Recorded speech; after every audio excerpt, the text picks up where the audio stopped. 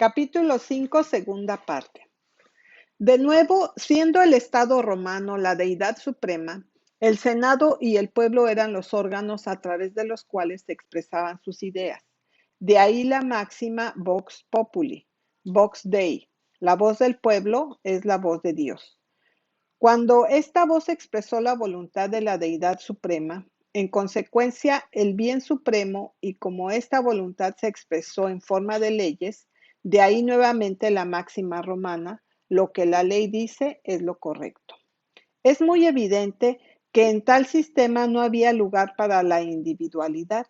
El Estado lo era todo y la mayoría era de hecho el Estado. Lo que la mayoría decía debería ser. Esa era la voz del Estado. Esa era la voz de Dios. Esa era la expresión del bien supremo. Esa era la expresión de la más alta concepción del derecho. Y todos debían estar de acuerdo con eso o ser considerados traidores al Estado. El individuo formaba parte del Estado, por tanto, no existían los derechos del pueblo, solo debía considerarse el derecho del Estado, y eso debía considerarse absoluto. El primer principio de su ley era el derecho supremo del Estado sobre el ciudadano. Ya fuera como cabeza de familia o como propietario, no tenía derechos naturales propios. Sus privilegios fueron creados por la ley, así como definida por ella. El Estado, en la plenitud de su poder, delegó una parte de su propia irresponsabilidad al ciudadano, que cumplió con las condiciones requeridas para convertirse en padre de sus hijos, pero a la vez ella le exigió el sacrificio de su libre albedrío a sus propias ideas groseras de conveniencia política. También es evidente que en tal sistema no había algo como los derechos de conciencia, porque como el Estado era supremo, también en el ámbito de la religión, todo lo religioso debía subordinarse a la voluntad del Estado, que no era sino la voluntad de la mayoría. Y donde la mayoría presume decidir en materia de religión, no existe tal cosa como derechos de religión o de conciencia. Contra todo este sistema, el cristianismo era diametralmente opuesto. Primero, en su afirmación de la supremacía de Dios, en la idea de Dios manifestado en Jesucristo como la más alta idea del bien, en la voluntad de Dios expresada en su ley como el más alto concepto de derecho, y en el temor de Dios y la observancia de sus mandamientos como todo el deber del hombre. Cristo se había presentado a sus discípulos como el que poseía todo el poder en el cielo y en la tierra. Él les dijo que fueran a todo el mundo y enseñaran a toda criatura todas las cosas que les había mandado. Cristo había dicho que el primero de todos los mandamientos, el que inculca los deberes más elevados y ante todo es, amarás al Señor tu Dios con todo tu corazón y con toda tu alma y con toda tu mente y con todas tus fuerzas. Esto puso a Jesucristo por encima del Estado y puso la lealtad a Él por encima de la lealtad al Estado. Esto negaba la supremacía de Roma y de la misma manera negó que los dioses romanos fueran dioses en absoluto o que el genio de Roma fuera en cualquier sentido un dios. En segundo lugar, cuando la república representada por el Senado y el pueblo de Roma se fusionó en el poder imperial y el emperador se convirtió en la encarnación del Estado, este representaba la dignidad, la majestad y el poder del Estado, y asimismo en eso representó la divinidad del Estado. De ahí que la divinidad estaba unida a los césares. El cristianismo estaba directamente opuesto a esto, como lo demuestra la palabra de Cristo, quien ante la pregunta de los fariseos y los herodianos si era lícito o no dar tributo a César, respondió, dad pues al César lo que es del César y a Dios lo que es de Dios. En esto Cristo estableció una clara distinción entre César y Dios, entre la religión y el Estado. Separó lo que pertenece a Dios de lo que pertenece al Estado. Solo lo que era de César iba a ser rendido al César, mientras que lo que es de Dios iba a ser rendido a Dios y sin referencia alguna al César. el Estado haciéndose divino y el César reflejando esta divinidad, todo lo que era Dios era del César.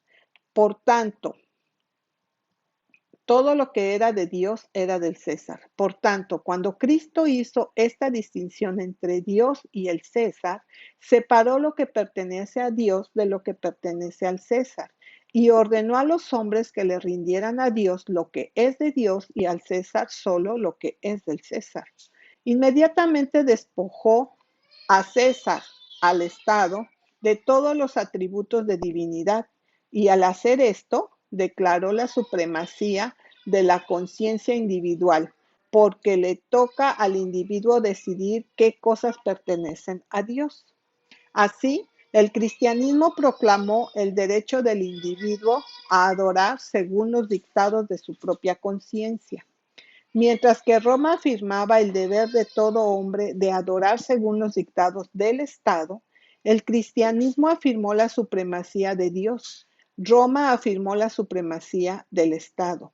El cristianismo presentó a Dios manifestado en Jesucristo como el bien principal. Roma sostuvo que el Estado era el bien supremo. El cristianismo estableció la ley de Dios como la expresión de la más alta concepción del derecho. Roma mantenía que la ley del Estado era la más elevada expresión de la idea del derecho. El cristianismo enseñó que el temor de Dios y el guardar sus mandamientos es todo el deber del hombre. Roma enseñó que ser el servidor obediente del Estado es todo el deber del hombre. El cristianismo predicó a Cristo como el único poseedor del poder en el cielo y en la tierra. Roma afirmó que el Estado era el máximo poder. El cristianismo separó lo que es de Dios de lo que es del César. Roma sostuvo que lo que es de Dios es del César. Esta fue la contienda y sus razones entre el cristianismo y el imperio romano. Sin embargo, en todo este cristianismo no se le niega un lugar a César. No se propondría deshacer al Estado. Solo enseñó el lugar que le correspondía al Estado y propuso que el Estado tomara ese lugar y allí se mantuviera. El cristianismo no disputaba el derecho del Estado romano, solo negó el derecho de ese Estado de tomar en el lugar de Dios, en las mismas palabras en la que separó entre lo que es del César y lo que es de Dios. Cristo reconoció la justicia del César y que había cosas que le pertenecían por derecho a César y que los cristianos debían rendirle, dijo, dad pues al César lo que es del César. En estas palabras ciertamente reconoció que César tenía jurisdicción en ciertas cosas y que dentro de esa jurisdicción debía ser respetado. Como César representaba al Estado, en esta escritura la frase representa al Estado, ya sea el Estado de Roma o cualquier otro Estado en la tierra. Esta es simplemente la declaración del derecho del gobierno civil a hacer, que hay ciertas cosas sobre las que el gobierno civil tiene jurisdicción y que en estas cosas la autoridad del gobierno civil se debe respetar. Esta jurisdicción se define más claramente en la carta de Pablo a los Romanos, capítulo 13, del 1 al 10. Allí se ordena, deja que cada alma esté sujeta a los poderes superiores.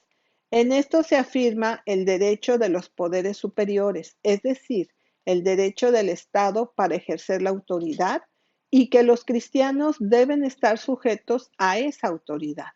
Además, se da como razón para esto que no hay poder sino de Dios. Los poderes que existen son ordenados por Dios. Esto no solo afirma el derecho del Estado a existir y ejercer autoridad, pero también afirma la verdad de que el Estado es una ordenanza de Dios y el poder que ejerce es ordenado por Dios. Sin embargo, en esta misma afirmación se sostenía que el cristianismo era antagónico a Roma, porque ponía al Dios de los cristianos por encima del Estado romano y hacía que el Estado fuera solo una ordenanza del Dios de los cristianos. Para el Imperio Romano o para cualquiera de los emperadores romanos, haber reconocido la verdad de esta afirmación habría revolucionado a la vez todo el sistema de economía civil y religiosa de los romanos y negaría inmediatamente el valor de la sabiduría acumulada de todas las generaciones de la época romana. Sin embargo, esa era la única alternativa adecuada del Estado romano y eso es lo que debería haberse hecho. Se declara así que el gobierno civil es de Dios y su autoridad ordenada por Dios. La instrucción prosigue.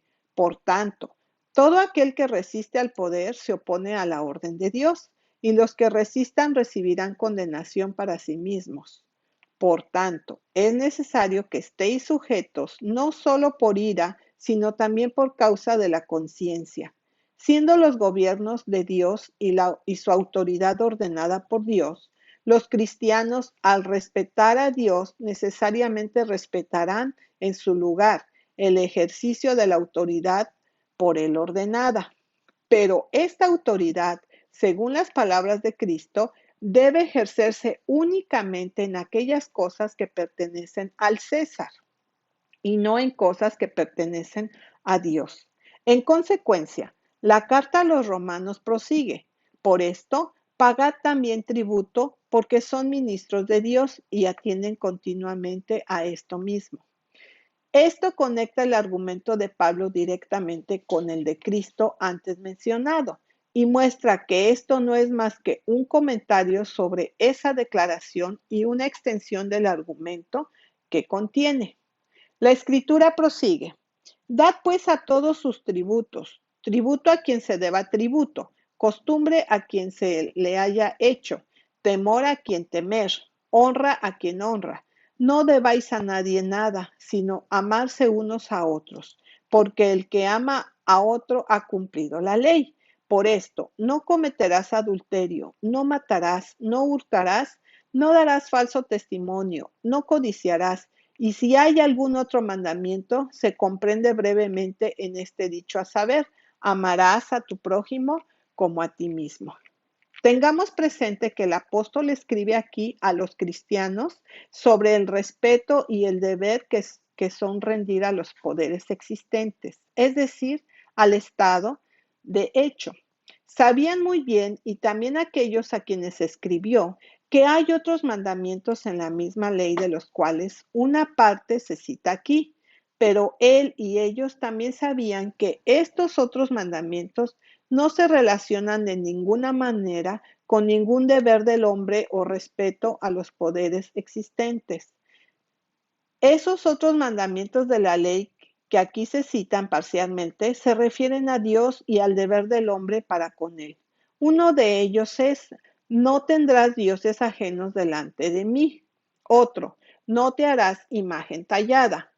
Otro, no tomarás el nombre del Señor tu Dios en vano. Y otro, acuérdate del día de reposo para santificarlo. 6 días trabajarás y harás toda tu obra, pero el séptimo día es el sábado del Señor tu Dios. Y esto se comprenden brevemente en ese dicho, a saber, amarás al Señor tu Dios con todo tu corazón y con toda tu alma y con toda tu mente y con todas tus fuerzas. De acuerdo a las palabras de Cristo, todas estas obligaciones que pertenecen únicamente a Dios deben ser entregadas solo a Él y con el hombre en este reino. César no puede tener derecho a hacer nada de ninguna manera. ¿Cómo? Por lo tanto, la instrucción en Romanos 13, 1 al 10, se da a los cristianos con respecto a su deber y respeto a los poderes establecidos. Y como esta instrucción se limita absolutamente a la relación del hombre con sus semejantes, es evidente que cuando los cristianos hayan pagado sus impuestos y hayan demostrado el debido respeto a sus semejantes, luego su obligación, su deber y su respeto a los poderes existentes han sido completamente descargados y esos poderes nunca pueden tener más jurisdicción sobre su conducta. Esto no es decir que el Estado tiene jurisdicción sobre los últimos 6 mandamientos como tales. Es solo para decir que la jurisdicción del Estado se limita únicamente a la conducta del hombre hacia el hombre y nunca puede tocar su relación con Dios, ni siquiera bajo la segunda tabla de la ley. Esto se discutirá con más detalle en un capítulo posterior. Esta doctrina afirma el derecho de todo hombre a adorar según los dictados de su propia conciencia, como le plazca y cuando le plazca. Sin embargo, este era el tema de toda la controversia entre el cristianismo y el Imperio Romano. Nunca hubo ningún cargo honesto que los cristianos violentaran a cualquier hombre o se negaran a pagar tributo. La instrucción directa y positiva no fue solo que no hicieran el mal, sino que no hablaran mal de ningún hombre y que lo practicaron. En consecuencia, se muestra en la carta de Plinio a Trajano sobre los cristianos, en el que dice que cuando se conocieron y participaron de esa comida inofensiva, antes de separarse, prometieron uno a otro no robar, no cometer adulterio, no cometer violencia contra nadie. El Estado romano nunca tuvo ninguna acusación para presentar contra los cristianos en cualquiera de estos aspectos. La acusación fue de ateísmo, porque negaron a los dioses, y alta traición, porque negaron el derecho del Estado para gobernar en las cosas que pertenecen a Dios. Por lo tanto, de hecho, toda la controversia entre el cristianismo y el Imperio Romano estaba en la simple cuestión de los derechos de conciencia, la cuestión de si es correcto que todo hombre adore según los dictados de su propia conciencia o si es su deber rendir culto según los dictados del Estado. Esta pregunta era entonces, como siempre ha sido, de gran alcance. Cuando se reclamó el derecho al culto según los dictados de la conciencia, en eso se reclamó el derecho a hacer caso omiso de todas las leyes romanas en materia de religión y negar el derecho del Estado a tener lo que sea que tenga que ver con la cuestión de la religión. Pero esto, según la estimación romana, era solo para desafiar al Estado y a los intereses de la sociedad en conjunto.